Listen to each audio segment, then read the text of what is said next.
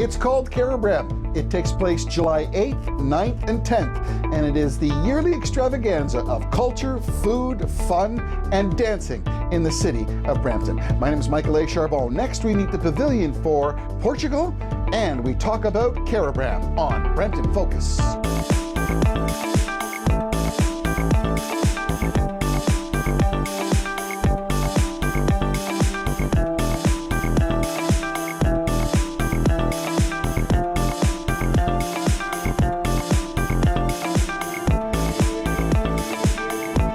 And welcome back to Brampton Focus. This is our second half-hour special, all about Carabram. Our discussion point today is about the country of Portugal. It's officially called the Portuguese Republic. It's a country on the Iberian Peninsula, and it's on the southwestern part of Europe. It's actually the westernmost country of mainland Europe. You won't realize that, but if you really look at a map, it is. It's also, the border between Portugal and Spain is about 1,200 kilometers long, and it's probably one of the longest unprotected borders in Europe, and that's quite an accomplishment. Portugal also includes the Atlantic archipelagos, the Azores, which you've all heard about, and the Madeira Islands. And in the 1800s, it was always famous seamen who would be traveling all throughout Europe and all around, and they are a land-based people on the shore who love seafood and love to be happy. And today, we're joined by Mr. Joe Pimentel, who is the Vice President of Carabram, and also Mr. Manuel Alexander, who is representing the Portuguese Pavilion. Their pavilion is located in Century Gardens, and they're sharing it with the Philippines and a brand new group through Latin America. Gentlemen, welcome. Thank you very much. Joe, first of all, pretty exciting to have Emmanuel here. The gentleman is a pillar in the community. I've seen him so many times. He's raised money for hospitals. He's worked for so many good causes. And coming on board again this year with the Portuguese Pavilion, it must be satisfying to see good countries and people and volunteers returning, all for the benefit of Carabram and the people of Brampton. Absolutely. One of the amazing things about Carabram is that it is bringing people together to share the differences that we find aren't really that different after all. Having someone like Manny represent the Portuguese community in the Portugal Pavilion is a true asset. Manny is an incredible and diligent worker and does an incredible job representing the culture. Something I'm very happy that he is doing it again this year, and proud that our culture is again part of Carabram. Manuel, one of the beautiful things about your pavilion, particularly Century Gardens, is that you're also raising funds for something very, very important and dear to your heart for the people of Brampton. What's yeah, absolutely. And one of the big projects that Brampton at the moment has is Peel Memorial Hospital. And so far, last year we've raised $8,500 from the pavilion. And this year we hope to raise the same amount, but on the total, on behalf of the Portuguese community, Michael, we already raised $1,350,000. Amazing. And that, again, it's a tribute to people like you and your organization. It's a tribute to the Portuguese community, to the business people, Portuguese business people, to the local Lionel 183, 506, OPDC, some other ones that came on board because they saw that was a just cause for Brampton. So they all came on board, and I was very happy and very excited. We had an excellent group of 14 people. And they all work very hard. It was really good. Right? It is. But I want to circle you back because I'm looking at all this.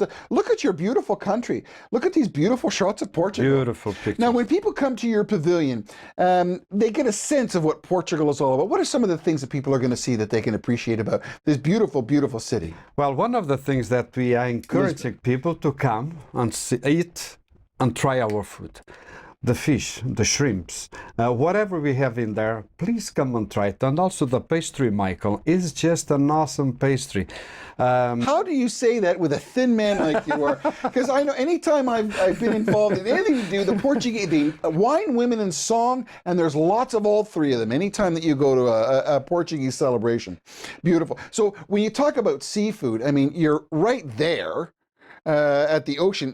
I mean, from shrimps to crabs. I mean, you guys are fictionary. It's crazy. Fish, crabs, lobster, codfish. Codfish, there is 1,000 ways of cooking the codfish.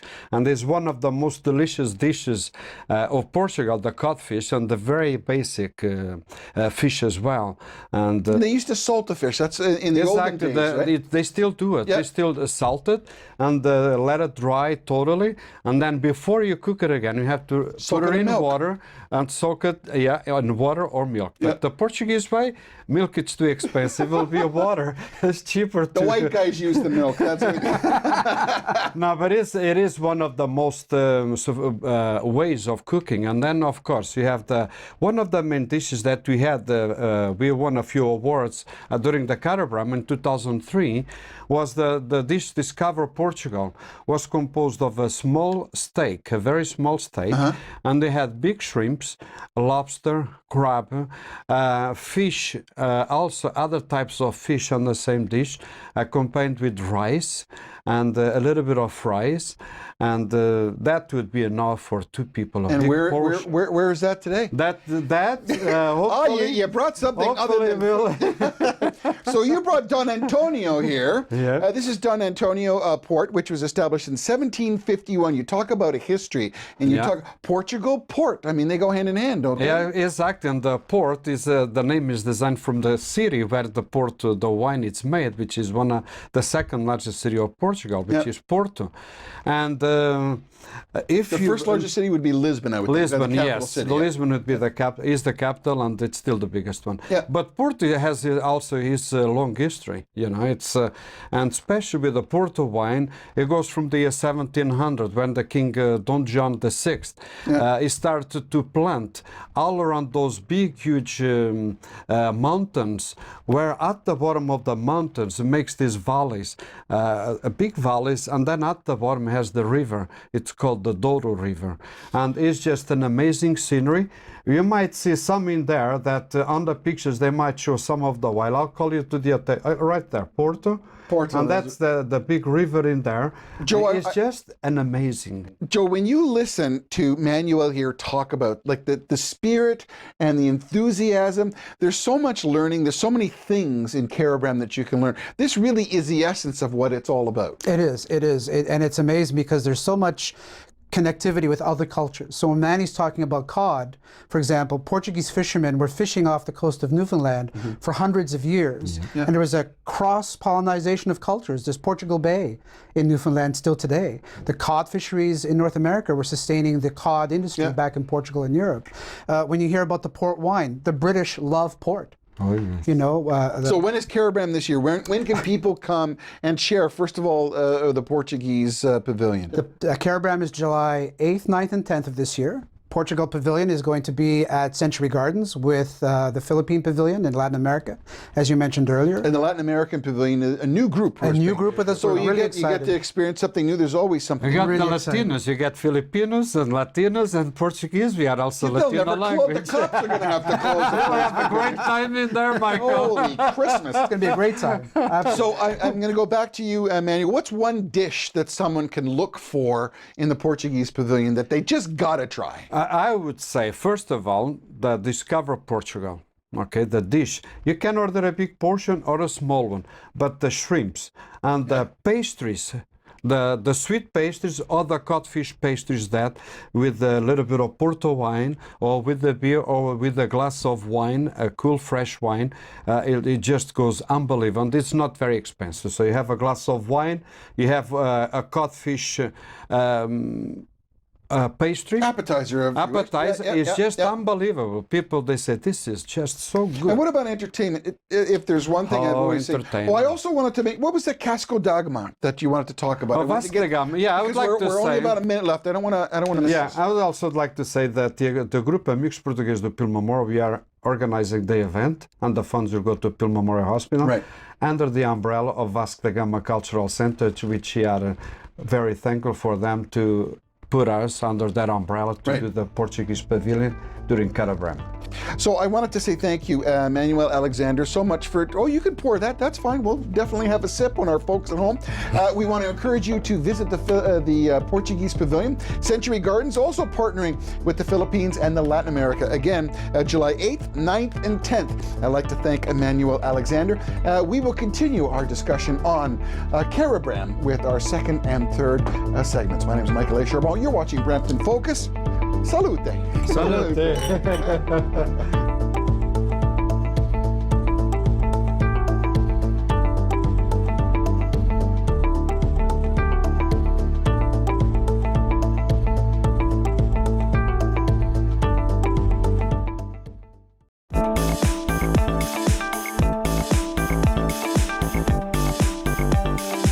Welcome back to Brampton Focus. It's happening July 8th, 9th, and 10th, and it's called Carabram. It really is a celebration. And one of the things that Brampton Focus wants to do is to be able to inform you of some of the different pavilions that are going on and some of the things that you should pay attention to. My name is Michael A. Charbon. It's my pleasure to be here today and to talk to our two guests. These two people, when you talk about volunteers, when you talk about all the work that it takes to make a Carabram function, Angela Johnson, far right of me, is the president of Carabram, entering her 31st year of being the president. And Joe Pimentel, it's 22 years. He's the vice president. These two volunteers are what makes Carabram move. So first of all, I want to say thank you to the two of you for all your volunteer time.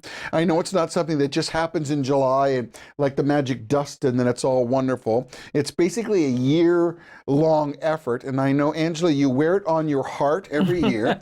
And you've seen mayors come and go and people come and go, and I just want to compliment the both of you and thank you for your service because you really have enriched the city of Brampton with what you do with Carabram. So thank you to that. Thank you. A ticket or a passport to Carabram is $10, and it's so important to communicate to the folks out there that it's more than just going to a pavilion. It's sharing in the culture, and it's not just you that should go. It's almost more important to send your kids. Help me enforce that message to our folks at home. First of all, I'll go to you. Joe, why is it important for kids to go? Well, it's important for kids to go because they're the future of our community. And if the kids begin to understand how unique we all are, but how strong collectively we can be, that just enriches the whole community overall. There's no fear about being different. The strength in the diversity.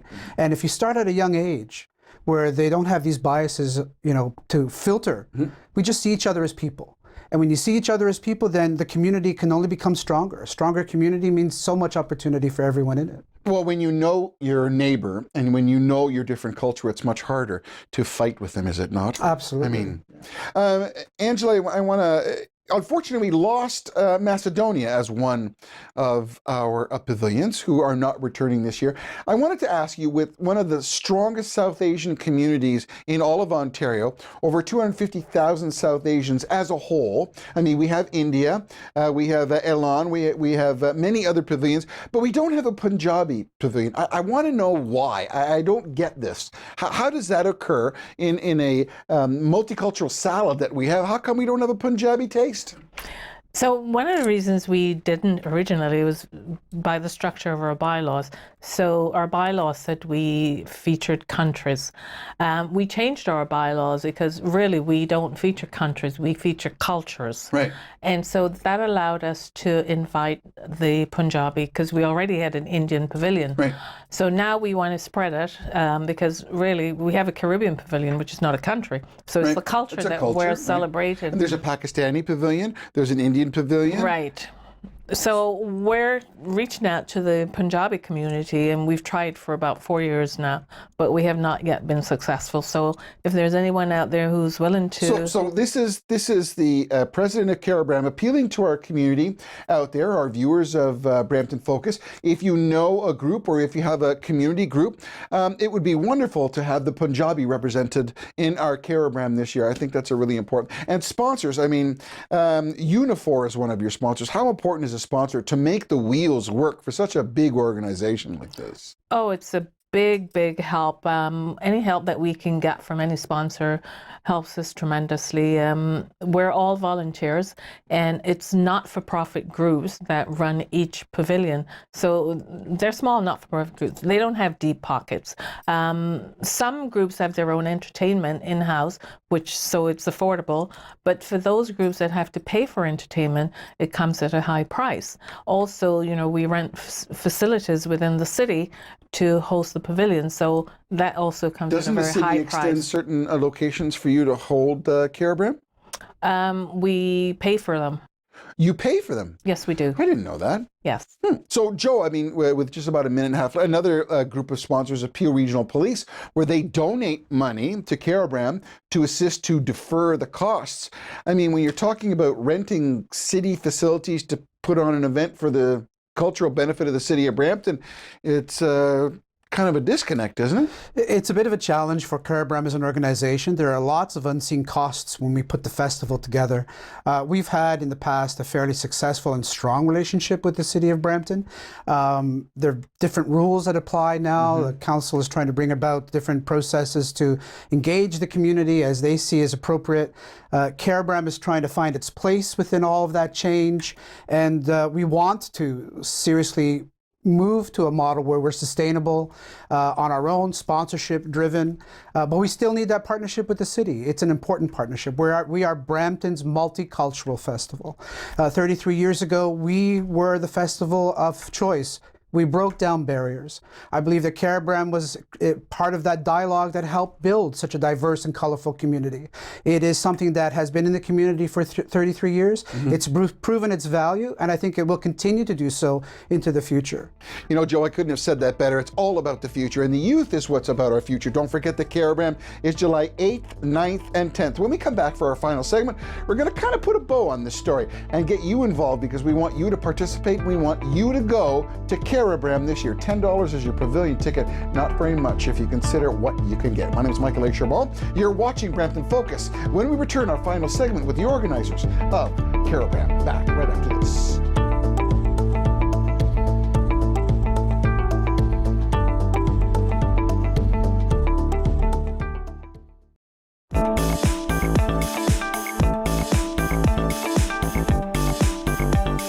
Welcome back to Brampton Focus, our final segment, and we're talking about Carabram.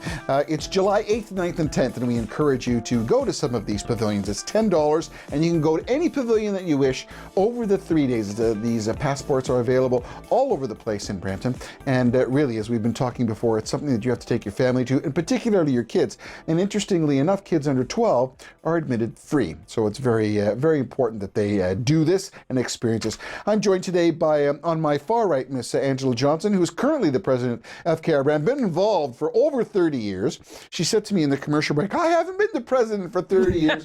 All right. She'd be crazy by now if she was. But right. She's been involved for over 30 years. Beside Angela is Mr. Joe Pimentel, 22-year veteran working with Carabram, and currently he's the vice president. Everybody who works for Carabram is all volunteer, so you can see the spirit that goes into this is huge.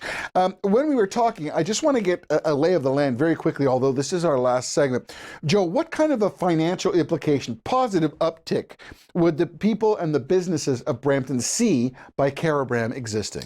Well, at the last council meeting, Councillor Pellecci raised the number, and the number at that time was $440,000 for the weekend of Carabram. So $440,000 for the weekend of Carabram. Tens of thousands of people from the community of Brampton go there. We're infusing children in different cultures. Everything is volunteer. When you look at a perspective where the council just gave $1.5 million over 3 years to an independent business, one would hope that we could encourage our councillors and our city officials to support this, because from what I understand, you as an organization also have to pay for city buildings to host your events. So one of the future and forward-looking things is we need sponsors, number one, but more importantly, we need someone who would be able to give us a central location to put all your pavilions at. Are we close on that, Angela? That's correct, yeah. You know, for years we've looked at centralizing Carabram under one roof. The only place that we could do that is actually the Powerade Centre. But back in the days when we first addressed the central location, it was still 2 lanes. Now that we have 4 lanes, it would be a desirable location, but we have to look at the math and how we would pay for the space for 3 days. So when we look at impressions, Joe, when we talk about sponsors having an opportunity to be in the forefront, right to their potential consumer, how opportune is an example like Carabram to offer sponsors a time to put their best foot forward and interact with these people? Well, the wonderful thing is that sponsors have an opportunity to reach an audience that they may not naturally reach in their day-to-day business. So you have people that may not be familiar with the product or a certain financial institution or whatever it may be. So this is a great opportunity to reach out to thousands of people. One of the challenges we have, of course, is we want to continue to have that sponsorship also reflect the cultural diversity. It's got to be culturally relevant. And that's one of the challenges that Carabram struggles with. Yes, of course we want the sponsorship and we want to know what that model would be. So we want and seek sponsorship. And we're just as an organization trying to understand what that sponsorship looks like at the end of the day. But there are thousands of people who come to our pavilions. Tens of thousands. Tens of thousands. It's a new audience. It's an opportunity for many organizations. So one beautiful thing is the youth is always the next generation. We want our youth to go to this. If you're a child 12 or under, you go free. One of the concepts that Carabram has introduced this year is your art challenge, where they're stimulating schools and classes to be involved. Tell us a little bit more about that, because that's a really good thing to get them involved and really see what the scope of multicultural really is. So the information has gone out to both the Dufferin Peel and the Peel District School Board for children under 12 to participate in this art challenge and what their perspective is of diversity.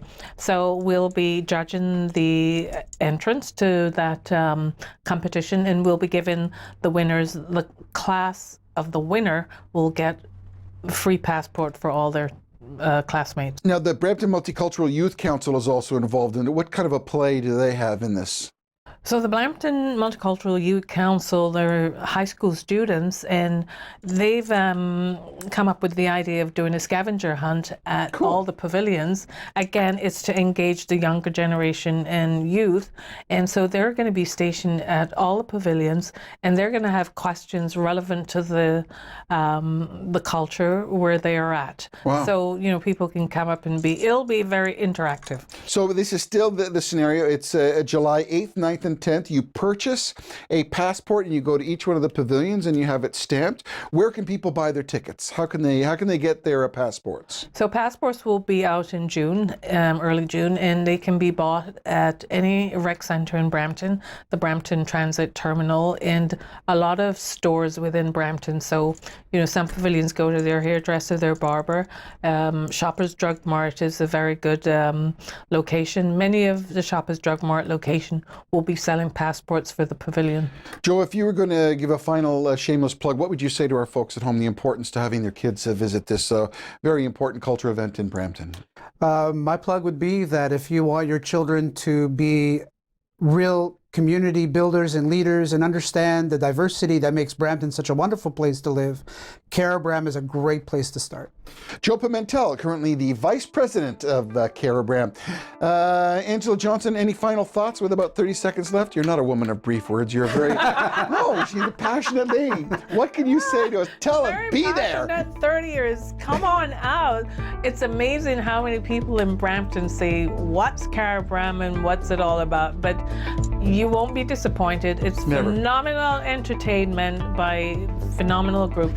Fiesta Filipina celebrated their 50th anniversary, and they have the most amazing entertainment. Angela Johnson, President of Carabram, thank you very much for being here. My name is Michael A. Charbonneau. Don't forget to visit Carabram 8th, 9th, and 10th. Welcome back to Brampton Focus, because we are the people who want to be there with you. And thanks for watching. We'll see you at Carabram.